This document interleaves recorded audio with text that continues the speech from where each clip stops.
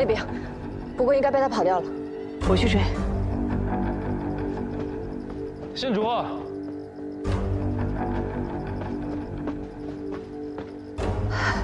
有发现。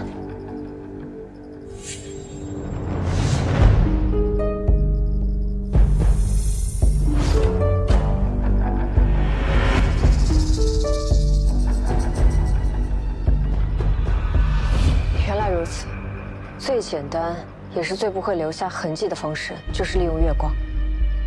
假象凌乱，唯独这面墙没有堆放东西。那人是利用铜镜的角度，将月光投射在北侧这面围墙之上。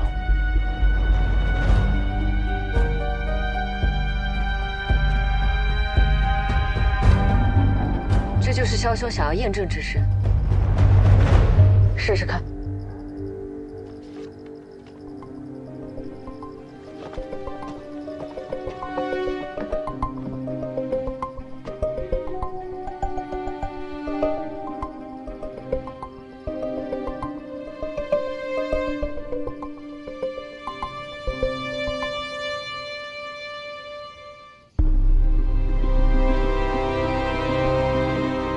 影子太模糊了，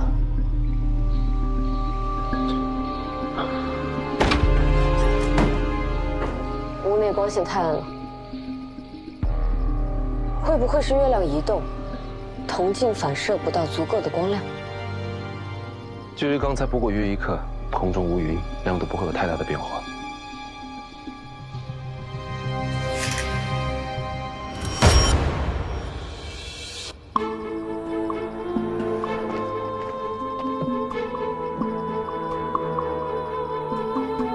这里少了一个东西。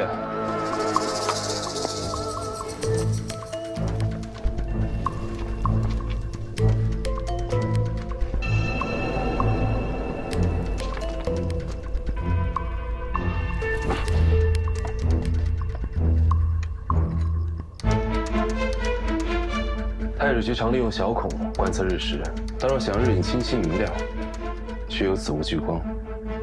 此人心思缜密，方才事发突然，才让我们发现破绽。再试试。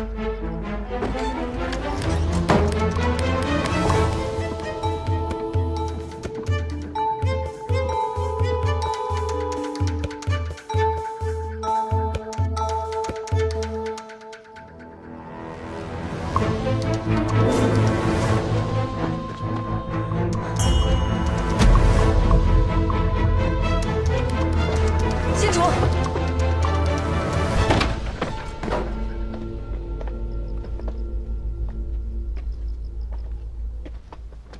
太史城，刚刚那些鬼影是你们弄出来的？那人用打磨过的珠片聚光，用刃线绑上这些纸片，像操控皮椅一样变换所谓鬼影的形状，再通过控制远近，让影子变大变小。不光是用鬼影作怪，还故意让风声吃下胀肚的食物，费这么大劲，不图财也不害命，只是为了吓唬人。是。既然都扮鬼了，只是捉弄几个倒霉的宫女有什么意思？为什么不害人呢？二位毕竟是内业局的，这么说多少有些不合适吧？不光利用铜镜，还打磨珠片，如此狡猾又缜密。今夜让他逃了，之后上哪儿找呢？太史城会让那人告诉我们的。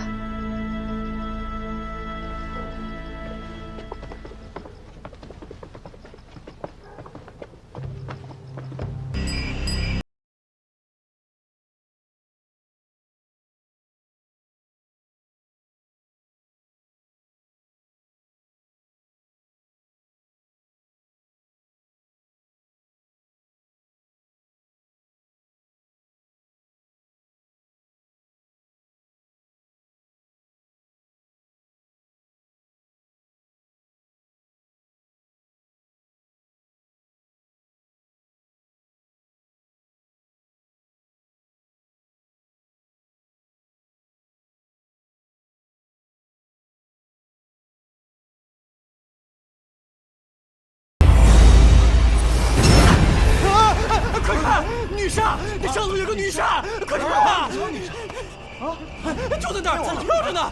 你看见了吗？哪儿有？哪儿呢？没有。哪儿呢？哪儿呢？看到。张谦，你是不是眼花了？还是吃错药？谁眼花了呀？看错了。张谦，快醒醒！张谦，这张谦胆儿也太小了吧？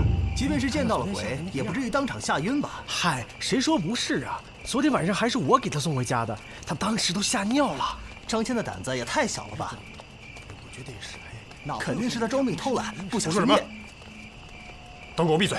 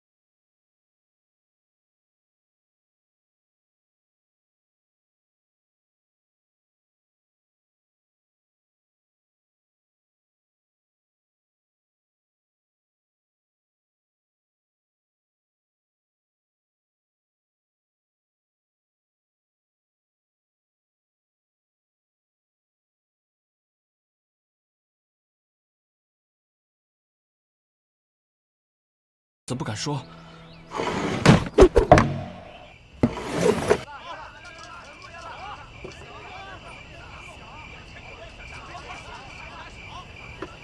今儿来的都是药客，罩子放亮点，千万别出岔子了。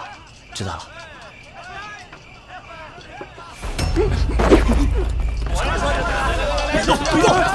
哎，就你呢！哎，蹲着，都不许动，趴好。说你呢？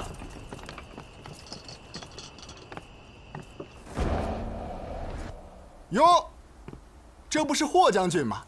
走。霍将军，你这是奉命行事，还是私自抓捕？你可知道我是弱水会馆，他可是……闭嘴！跪下！夺系赌财物者，杖责100；聚众设馆者，徒刑3年；葬众者，以窃罪论处。全部带走。起来了，走，起来，快点！今天晚上，你们谁都别想安生了。快点，走！你们也不打听打听弱水会馆的背景，整死吧你！死萨摩，你不好好跟着老大办案，你非跟着我干嘛？不是，那个，本来咱俩聊正事儿，那个他非要来，不好意思啊。没事儿，我也是久仰萨摩兄的大名。既然萨摩兄是你兄弟，那咱们都是自己人，咱们是有福同享，有钱同赚嘛。对。那个，别卖关子了，你现在发什么财呢？这么说吧，如果我能保证稳赚不赔，你能拿出多少钱来？这个，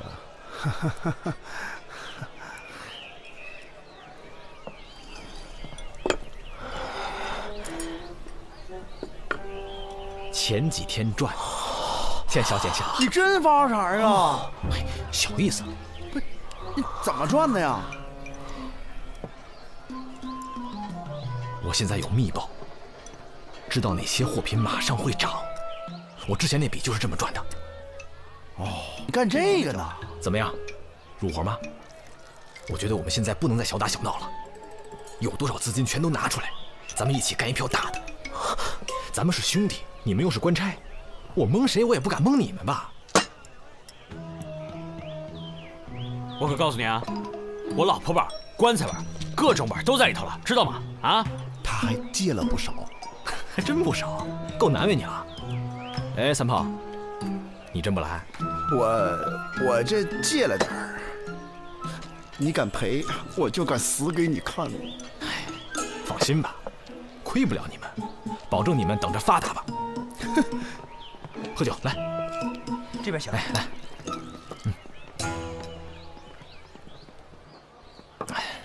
你说我虽然入行算晚的吧，比不上他杜远山之流，但我也算是快的了。你刚刚说的杜远山，就是被吏部杜侍郎赶出家门的那个杜远山吗？就是他。这个杜远山啊，年纪轻轻就力压群豪，这眼看着长安城都没几个人干得过他了。何止长安城啊，他跟全国的商人都有来往，权贵朝臣都跟他有交情，都找他接待。这话说回来，也真是奇了怪了。这他呀，只要是他经手的货物，他这么买进来，这东西肯定就暴涨。他这么一抛啊，这东西他肯定就跌了。你说他也只不过就比我大2岁，哎呀，这叫什么事儿？哎，对了，你们知道前2天右侯卫将军查封了若水会馆这事儿吧？这若水会馆就是他杜远山的。若水会馆的老板不是周泰吗？哎呀，天真！这周泰算哪盘菜啊？这长安城都知道，若水会馆的幕后老板就是杜远山。看着吧，过不了2天，那周泰就会毫发无伤的给放出来了。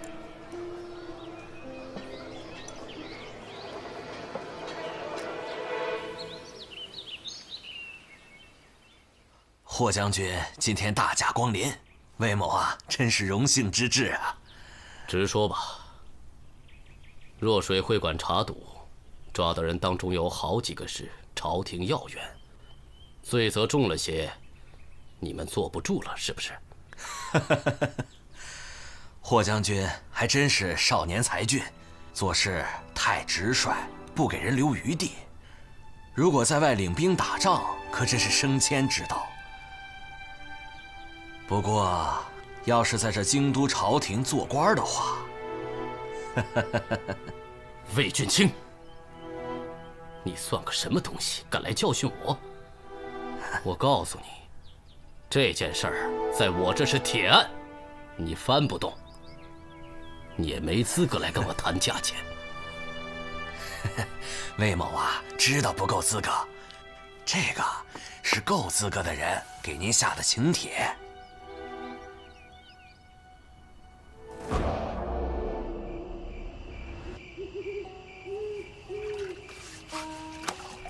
这天也太干了，还是泡个澡舒服啊！哎，可不是嘛！哎，客官您的酒。老何，给你。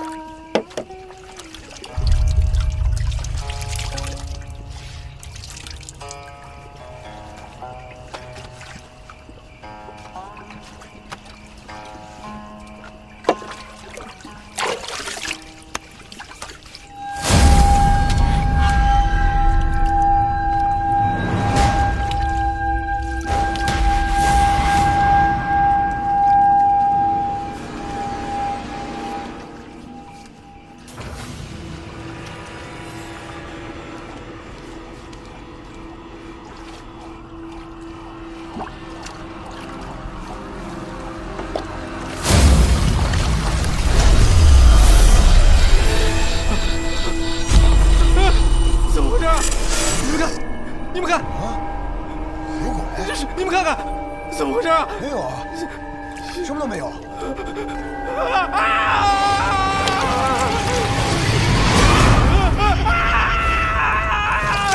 鬼啊！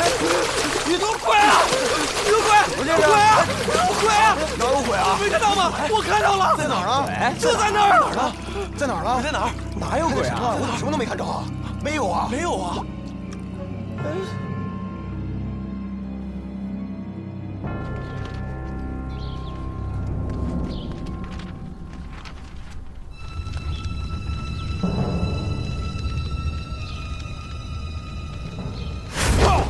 我是狐裘法师。哼，我乃千年女煞，放肆小妖，快快回到中阴之域！尔等凡人冲撞煞星，还不快快求饶？速速离开！拿命来！呀！太上老君教我杀鬼，与我神功。上侯玉女收摄不详。登山实力，佩戴印章，头戴华铠，足捏盔罡，河神不服，合规赶当，积极努力领赛。哈！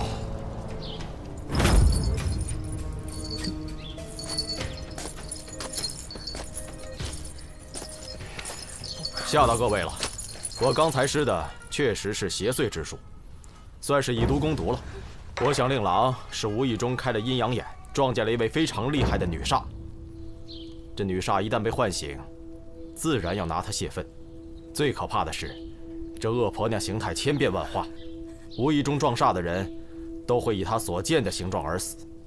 不过莫怕，来，我这有碗圣水，喝了它可暂保平安。来。喝了这碗圣水，莫怕莫怕。喝，喝了圣水可确保平安。圣水，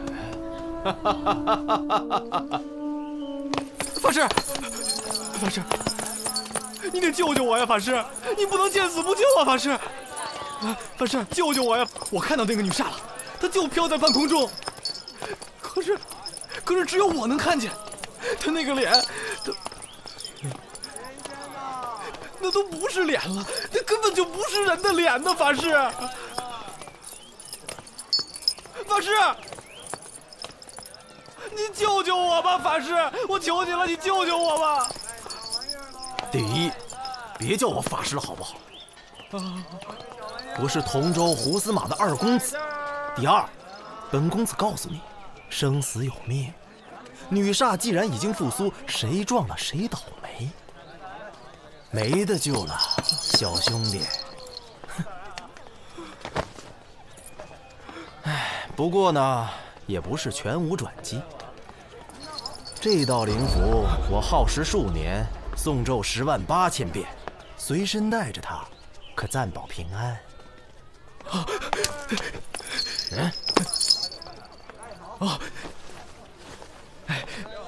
这点钱，你还是乖乖等死吧。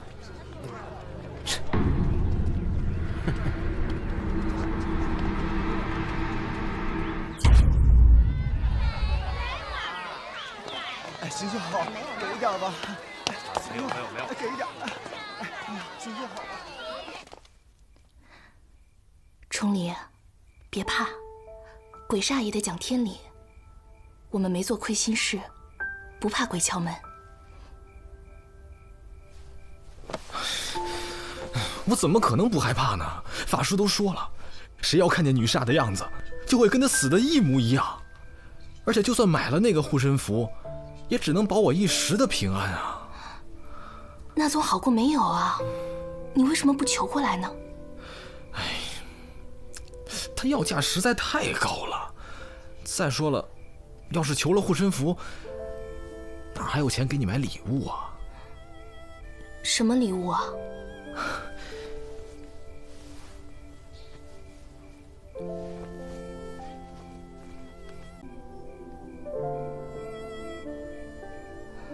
这会儿给我，你要见了又没了，你又不是不知道。我知道，小白，这是我将来娶你过门的聘礼。相信我，我马上就要发财了。等我攒够了钱，就给你赎身，娶你过门。你一定要等着我。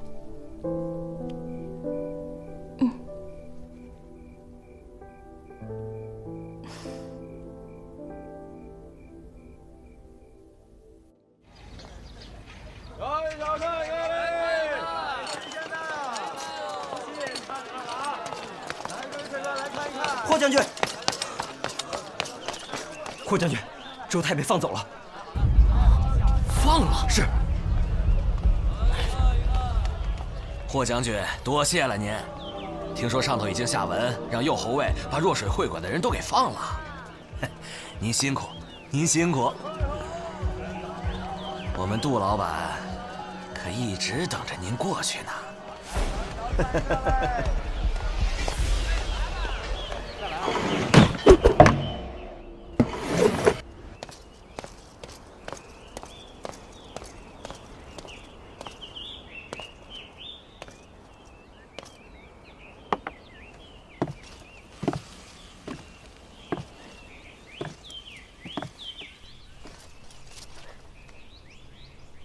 杜老板，好久不见啊！霍将军，真是忙啊！见你一面真不容易。不忙，一点都不忙。我抓的人被你都弄出去了，我现在闲得很呢。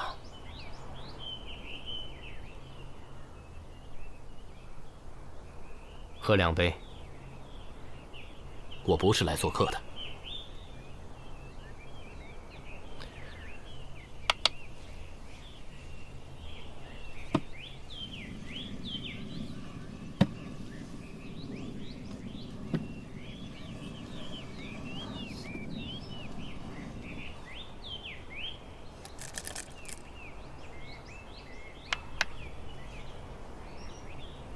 你怎么还这么无聊啊？我倒是想上会馆赌2把，但貌似3年前就没人能耗过1局了。何必总要赌那么大？谁愿意押上身家性命陪你？又不是明天就死了。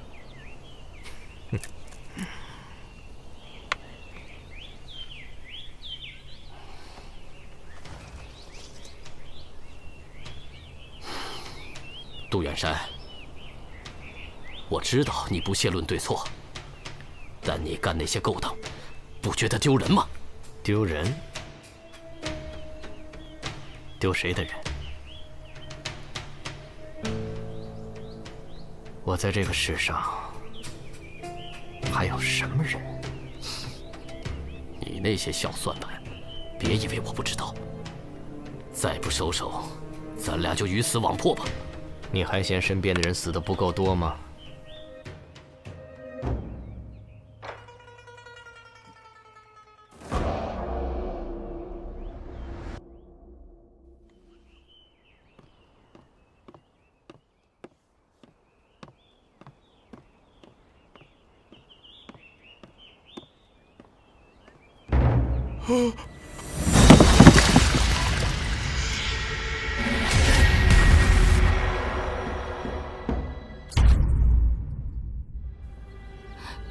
那个胡法师嫌崇礼给钱少，不但没赐福，还说他必死无疑。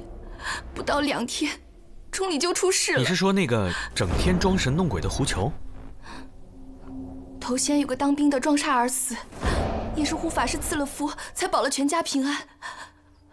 我会不会死？我会死吗？我会不会死啊？小白，有我们你别害怕。我想知道，你跟何崇礼相好，他最近发了一笔横财，知道是哪来的吗？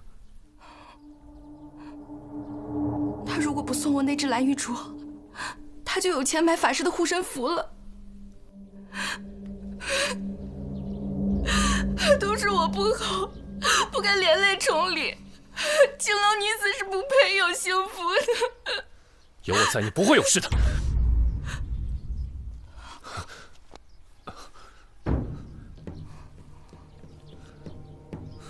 三魔，带他去凡社住下。我们都打起精神，去抓人吧。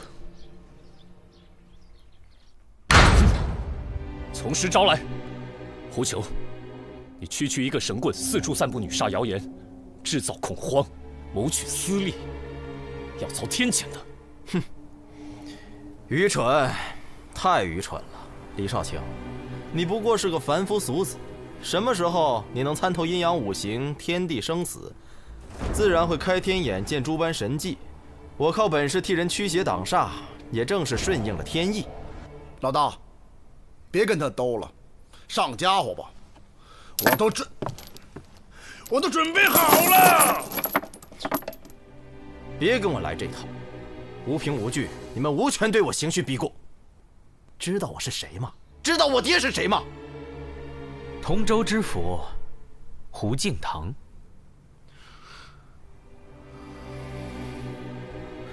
你爹可是个好官啊，二公子，你怎么一点都不像令尊呢？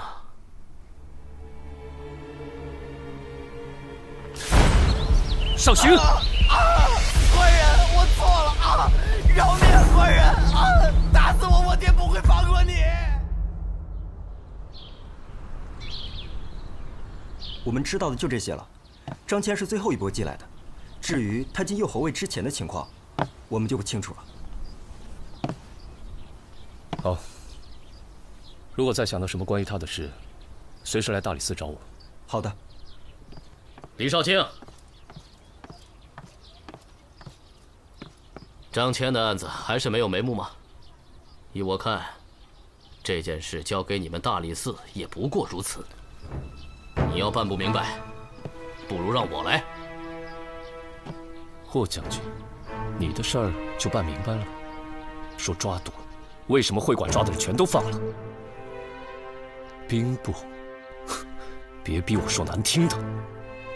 李少卿，你诋毁3省6部，我不管，能否请您先把案子断了，别让我兄弟死得不明不白。泡澡，泡澡，泡得我起了一身大水泡。你们两个泡澡泡得够久的呀？黄三泡，黄三泡，当然要泡3泡啦。烦人不？哦对了，我们有重大发现。我也有。杜远山一直利用他遍布全国的商行，向境外走私军械，这事小白和何崇礼都知道。何崇礼出事后，小白怕遭人灭口，突然给我寄了封信，把来龙去脉都交代了。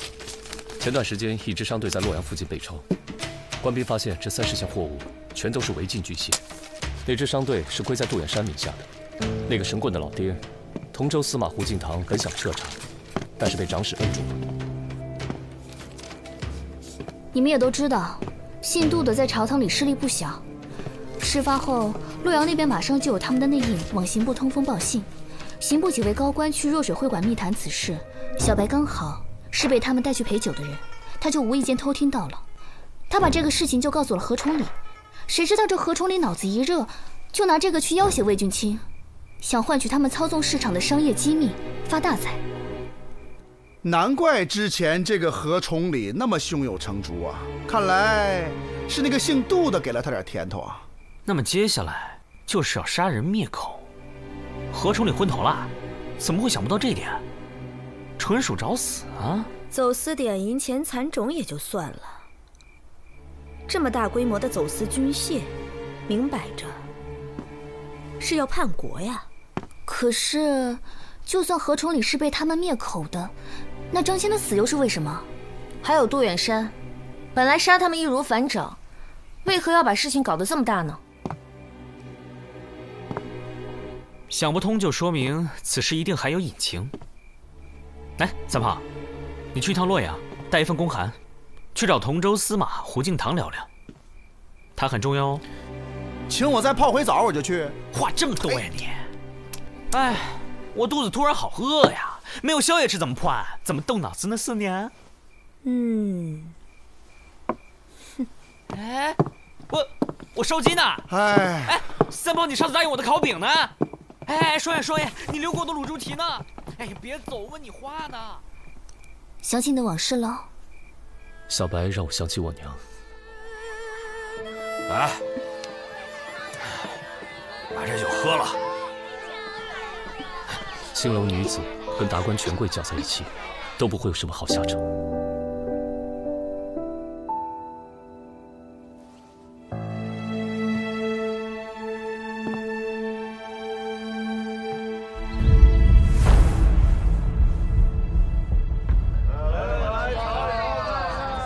哎妈，累死小爷我了，3天3夜没歇脚啊！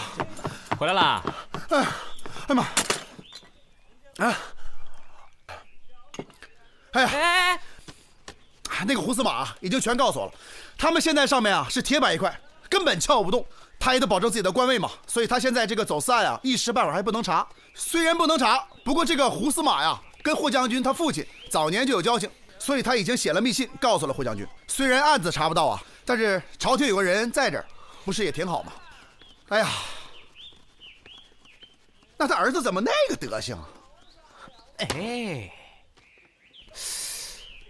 我突然想到，之前我们不是一直想不通，杜远山为什么非要把这个杀人事件搞得神神鬼鬼的？我们可以反过来想，如果这个案子扯上鬼神的话，那么谁嫌疑最大呢？胡球。聪明。哎，那他跟杜远山有仇啊？如果胡球真被判成了凶手的话，他爹胡敬堂还能接着做官吗？烧饼。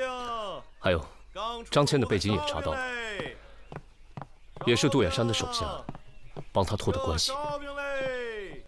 他是安插过去的耳目。而且一去就很受霍萧赏识。张骞感激之余，也可能会鬼迷心窍，想重新站队，所以老东家要除掉他。呀，那走私案霍将军也知道了，他不会有事吧？女煞，将军没事吧？霍将军，霍将军，没事吧？这什么情况？没事，没事。霍将军看见了女煞，可我们什么都没见着啊！用不用我大理寺派人守护呀？闭嘴吧你！来瞧一瞧，看看来。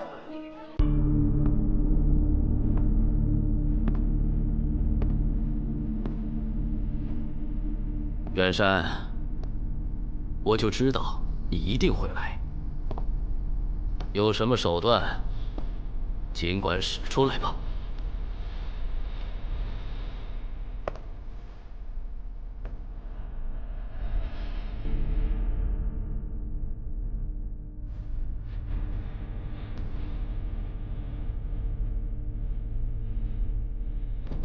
我也要去。别天洛，你们看家，我非要去。我也得去。没钱啊，四娘。慢走不送啊！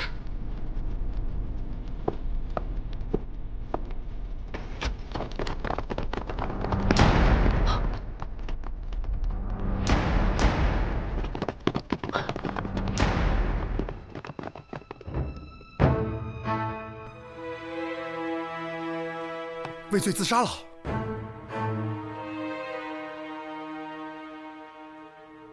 把霍萧拿下！凶手就是霍萧。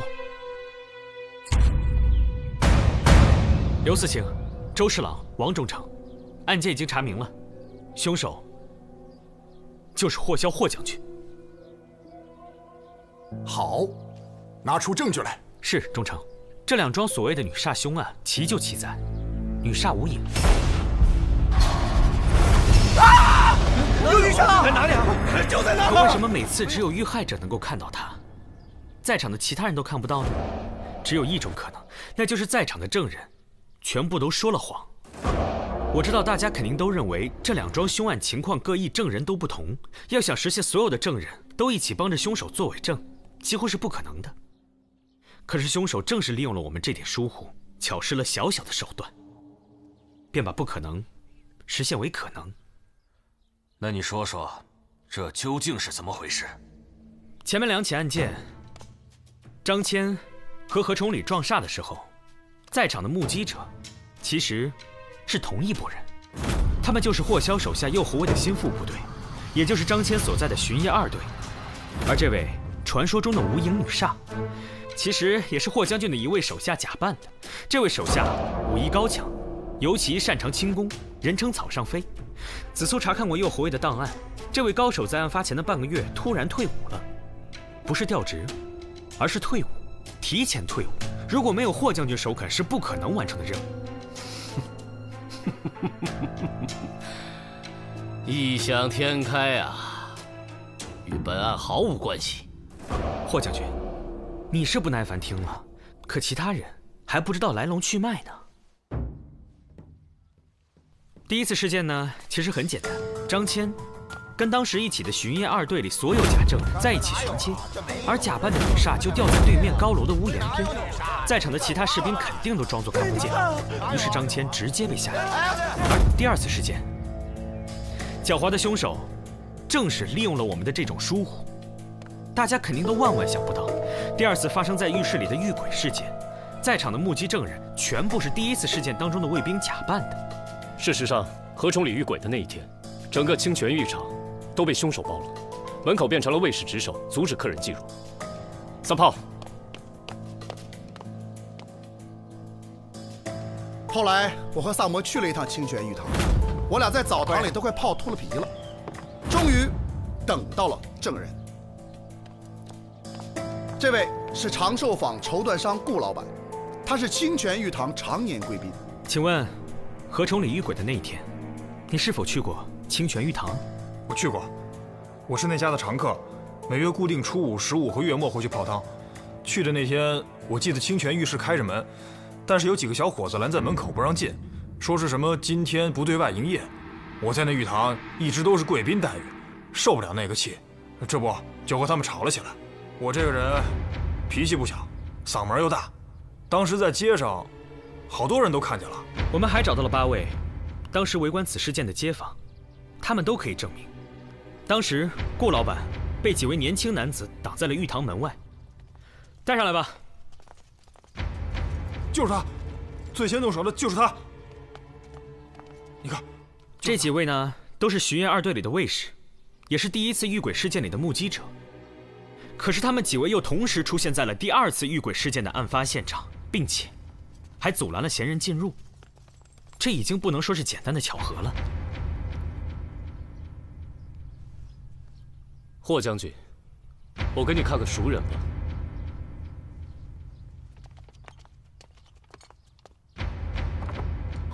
陆京，哎，等，你怎么知道是他？我只是提及的那位假扮女煞的高手，可没说那人的名字啊。霍将军这是不打自招啊。不过这具尸体其实也不是他。起来吧。所以，这一切都可以证明，所谓的遇鬼事件，只是霍萧一手安排的。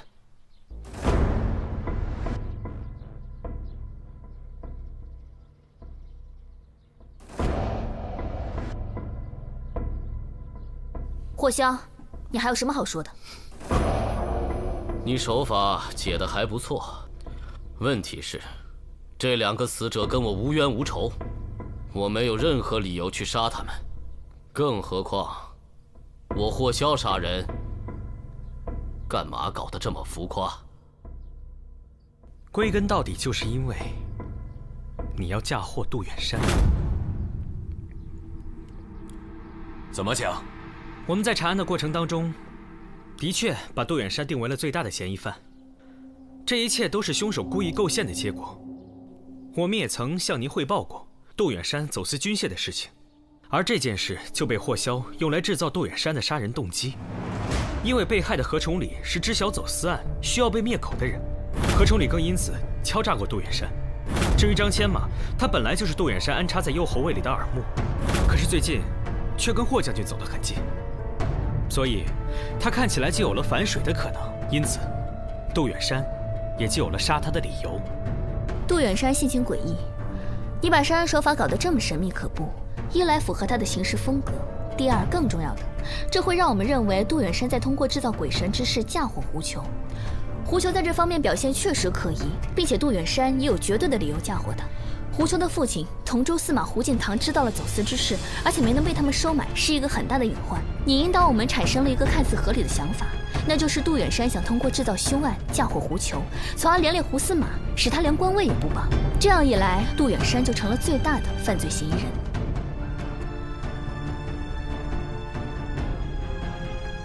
不得不说，霍将军真是有勇有谋啊！犯人霍萧，你为什么要苦心铺排这一切，陷害杜远山？你这么爱说，请吧。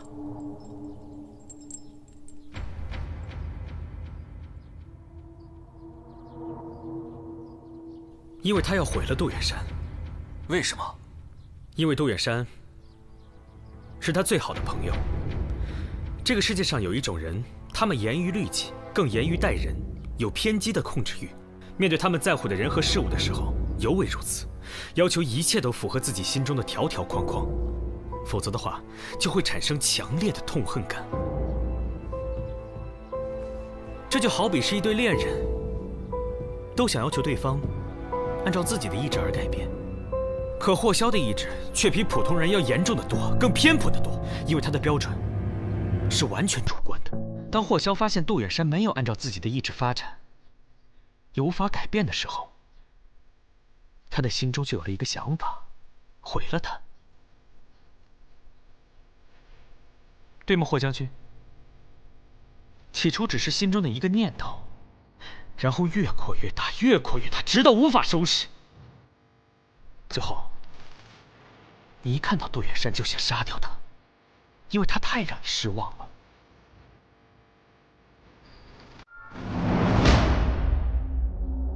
有件事，我要提醒你们一下：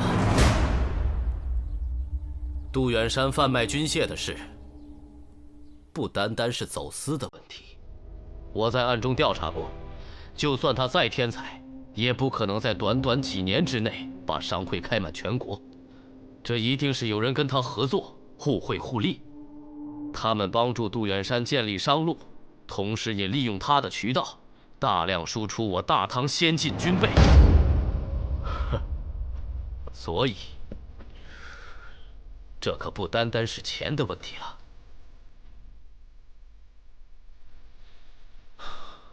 霍萧，这么严重的事情，你要早知道为什么不揭发？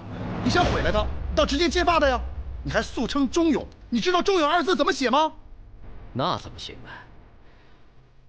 远山说过，愚人才造正途。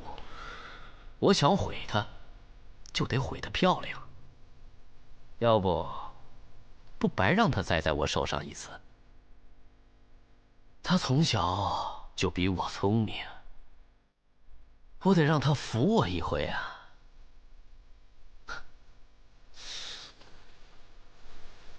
你够聪明，察觉到我们开始怀疑你，所以为了摆脱嫌疑，你就演出了一场自己遇鬼的戏，然后把杜远山约出来决斗。这样的话，即使失手杀了他，你也是正当防卫。你所做的这一切，你的好朋友杜远山都知道吧？那他对阁下的韬略又能打几分呢？远山，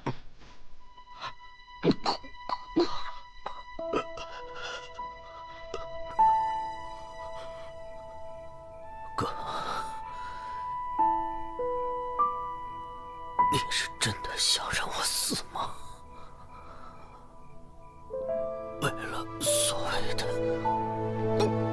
公平正义，不是？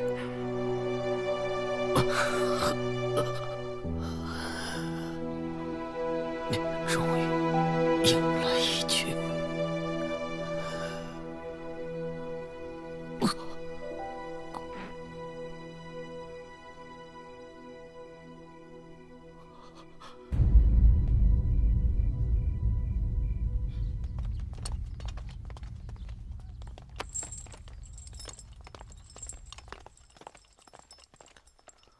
好了，诸位，女煞之事可以结案了，但事情没完。有关杜远山私贩军械一案，必须彻查。谁在背后跟杜远山合作？他们又有什么目的？程烨，在。你们特别案件组能接手吗？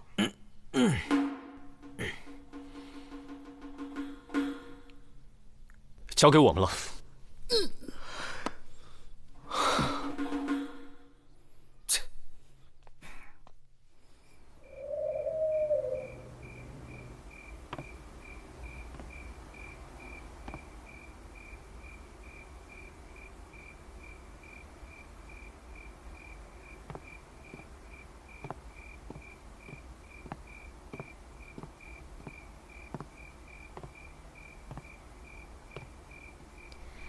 一个人喝酒不闷呐。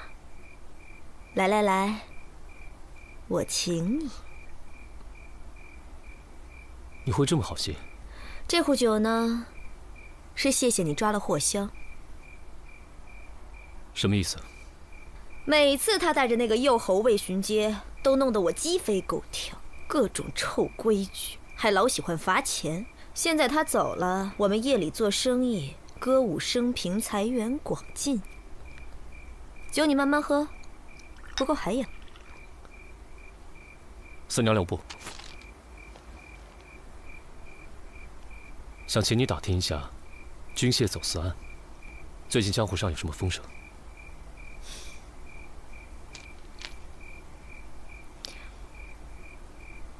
嫌少啊？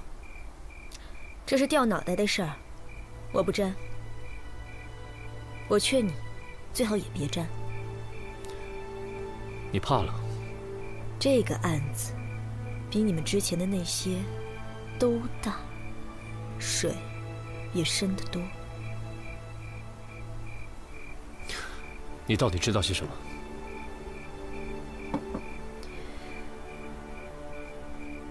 我只知道，你们都是我在乎的人，好好活着，比什么都重要。